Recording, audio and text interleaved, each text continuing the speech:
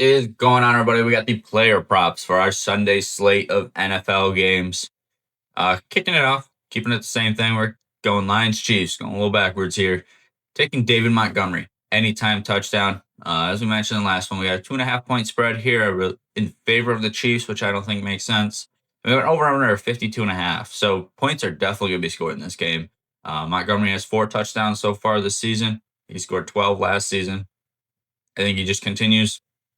It's obvious they're using him and Gibbs as a 1-2 punch rather than, one of them being a main, number one back. I think if they had to pick, it's probably Gibbs, but they're pretty close. They're pretty close in usage. They're pretty close in touchdowns. They're pretty close in yards. I mean, they are being utilized as a 1A, 1B here in this Lions offense.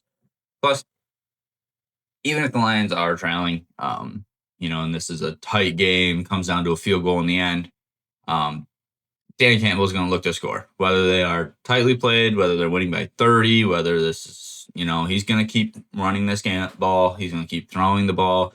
He's going to get into the end zone as many times as he can in every game he plays. So definitely looks good for Montgomery. And then if you're doing this on DraftKings, there's actually a 30% or 33% boost to odds for anytime touchdown scorers. So definitely want to utilize that there for the Sunday slate. But yeah, Montgomery just kind of continue his reign. I mean, he's between last season and the 5 games this season, 16 touchdowns is a pretty formidable feat. Definitely one who gets in the end zone regularly. I think he is, one of the ones who gets in this game, and there's certainly going to be points scored with these two defenses not exactly superior. Next up, I couldn't stay away from the Packers and Bengals again. We got a 14.5 point spread, which, as we know, I think is too much, and an over-under of 44.5. Taking Ja'Marr Chase over 65.5 receiving yards. New quarterback in Joe Flacco, similar to like a backup situation, coming in. They target their wide receiver one like a safety blanket. And when you have Ja'Marr Chase as a safety blanket, you target him a lot. I think Flacco is going to come in, understand what Chase can do. Obviously, I think he moves it around. He's got T. Higgins there, but I think Chase is that clear one. He's going to target Ja'Marr as much as he can, and he's going to be able to get those yards. He's going to allow his playmakers to make plays like they should. And then I just think Flacco's going to understand the defensive schemes better. He's certainly going to be better than Browning. I don't think there's really any questioning or thoughts behind that. He's going to be more accurate, functional. He's a game manager. I think just his experience in the NFL is going to allow him to look better and do better than what Browning had, which is certainly going to be better for Ja'Marr Chase, certainly going to be better for the offense to get going. You're able to pass. You're able to run a little bit better. When you're running a little bit better, defense is spread out because they got to cover the pass and the run. Allows for one-on-ones against Chase. Again, all that just kind of formulates into if they can properly pass the ball, they can now properly run the ball because they're worried about the pass, and it just allows that offense to really get moving with Chase Brown in the backfield. So I could see some one-on-ones against Chase. I can see, 1 or 2 deep balls, and Chase could clear the, 50 yards in a shot. Flacco has the ability to do that. Plus, even with Ja'Marr Chase only having Gerald Burrow for 2 or 3 weeks, he's still averaging 76 receiving yards on this season, even with Browning in there for the last 3 games. So still think he gets utilized as the main option with Flacco.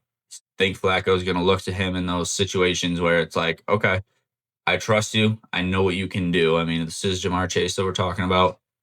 Throw it downfield, allow Ja'Marr to go up and make a catch or something. I could certainly see those balls being thrown today. So taking Chase over 65.5 receiving yards. Lastly, heading to Seahawks versus the Jaguars. You got a 1.5 point spread here and over under of 47.5. Taking Sam Darnold over 243.5 passing yards. He's currently averaging 250 passing yards on the season.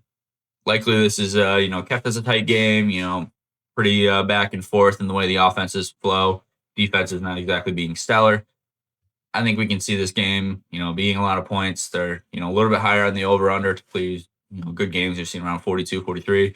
47 is a little bit higher. Certainly thinking points will be scored here. So I think they just keep that going. I think their pass offense is their main weapon. Certainly they have Kenneth Walker in the backfield, but I think, Sam Darnold, JSN has certainly been looking like a major connection this year.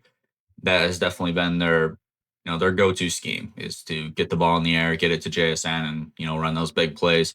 Plus, the Jags defense typically not the best against the pass. Right now, they're ranked 27th as pass defense, averaging 251 pass yards allowed and 10 passing touchdowns so far this year. So I think the Seahawks with Sam Darnold, helping the helm there, he's going to be able to pick apart this defense, make some of those big plays, get the ball going.